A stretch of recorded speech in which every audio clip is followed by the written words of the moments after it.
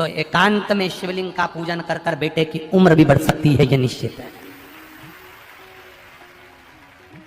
अभी आपको कथा में कहा एकांत का शिवलिंग उम्र बढ़ा देता है, एकांत का शिवलिंग हमारी रोग मिटा देता है, एकांत का शिवलिंग हमारा वैभव प्रदान कर देता है। एकांत है।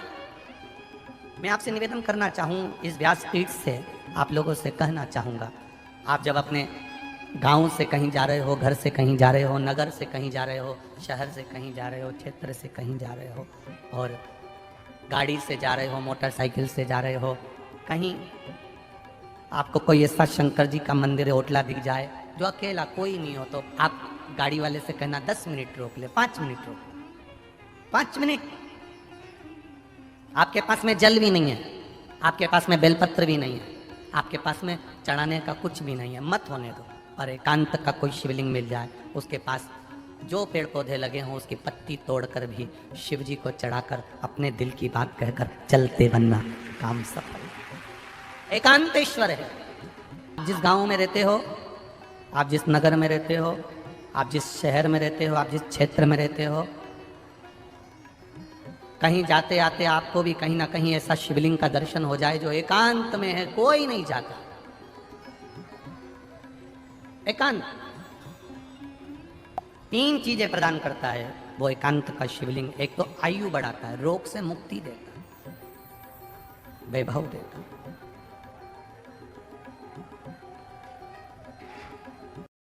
लगते हैं वो, जम जम के बोलो जरा, एकांतेश्वर महादेव। शिव कथा कर रही है,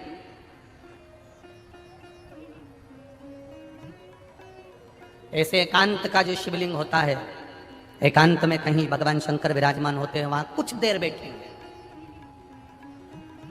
संगत थोड़ी सी एकांतेश्वर महादेव की अगर मिल गई तो वो फल देते हैं। जैसे 1 कटोरी चावल,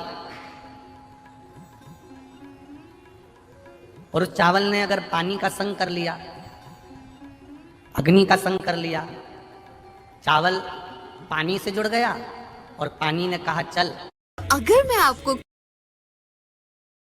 मैं तुझे अग्नि का संग करा देता हूं। उसी चावल ने पानी के साथ मिलकर अग्नि का संग कर लिया। चावल 1 कटोरी था, पानी और अग्नि का संग करने से 1 कटोरी चावल पूरा कुकर भर देता है, 1 कटोरी चावल पूरी भगोनी भर देता है, 1 कटोरी चावल पूरा बर्तन भर देता है।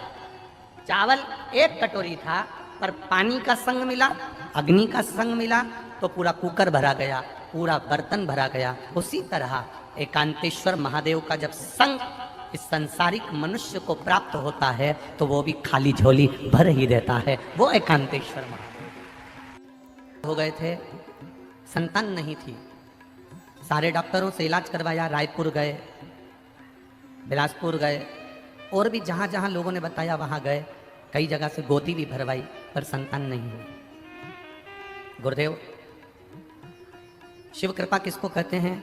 किसी ने कहा टीवी पर कथा आती है, आप उस कथा को श्रवण करो। हम पति पत्नी ने कथा सुनना चालू करा, ऐसे कई महाराज की कथा आती थी, विश्वास नहीं जागता था, पर आपने कथा में पशुपति व्रत के बारे में बताया, एक सफेद आंकड़े की जड़ के बारे में बताया। पत्नी ने और मैंने पशुपति नाथ के व्रत की शुरुआत करी, और बाबा की कृपा से 17 साल बाद ऐसी कृपा हुई कि मन में ऐसा भाव जागृत हुआ, एक बार सीहोर चले। सीहोर गए, 26 मई 2022 को हम सीहोर पहुंच गए, और 26 मई 2022 को सीहोर में जाके कंकर को उठाकर जमीन पर रखकर उसकी पूजन कर कर प्रार्थना कर कर आए कि बाबा 17 साल हो गए, डॉक्टरों ने मना कर दिया है, संतान का सुख किस्मत में नहीं, पर आप जरूर देना। बाबा की कृपा से गुरुदेव 26 मई 2022 को हम सीहोर से आए। आप कहते हो 3 महीने में बाबा देता है, मेरे बाबा ने 1 महीने में सुन लिया। 16 फरवरी 2023 को मेरे यहाँ पर एक बच्चे का जन्म हुआ है। बच्चा लाए हो साथ में, थोड़ा सा ऊंचा करो उसको हल्का सा।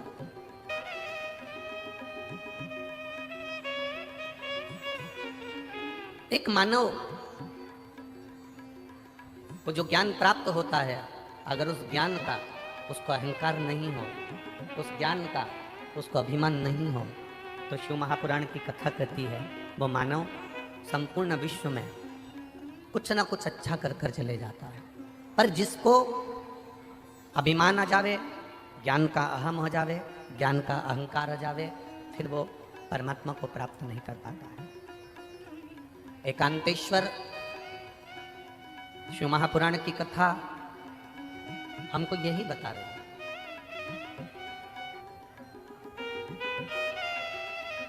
एकांतेश्वर शिव महापुराण की कथा ये हमको समझा रही है कि हमें भक्ति के बल को कैसे बढ़ाना, हमें भजन के बल को कैसे बढ़ाना, और पत्थर की भी प्राण प्रतिष्ठा हो जाती है।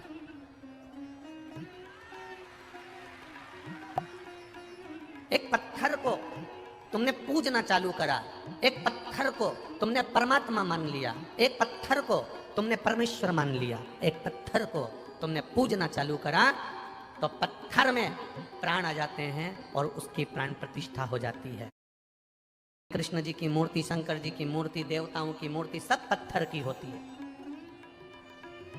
सब पत्थर की है। ब्राह्मण देवता, भूदेवता, विद्वत ब्राह्मण, संत, साधु, गुरुजन जब उस पत्थर की मूर्ति की पूजन करना चालू करते हैं, पत्थर की मूर्ति को जब प्राण देना चालू करते हैं, पत्थर की मूर्ति की जब पूजन चालू करते हैं, तो उसमें प्राण आ जाते हैं और उसकी प्राण प्रतिष्ठा हो जाती है। एक पत्थर को पूजना चालू करोगे, बार बार जल चढ़ाना चालू करोगे, बार बार उसके ऊपर बेलपत्र चढ़ाना चालू करोगे, बार बार आप उसकी पूजन करना चालू करोगे, तो पत्थर में प्राण आ जाते हैं, प्राण प्रतिष्ठा हो जाती है और आपकी मनोकामना पूर्ण होने लगती है। उसी तरह जब आप रोज रोज भगवान की कथा सुनते चले जाओगे, भले टीवी पर सुन रहे हो, भले फेसबुक यूट्यूब पर सुन रहे हो, भले मोबाइल पर सुन रहे हो, भले पंडाल में सुन रहे हो, बार बार भजन गाते चले जाओगे, बार बार पूजन करते चले जाओगे, बार बार कथा सुनते चले जाओगे, जितनी बार कथा सुनते चले जाओगे, उतना वो कथा, वो भजन की प्राण प्रतिष्ठा हो जाएगी और आपकी कामना पूर्ण हो जाएगी।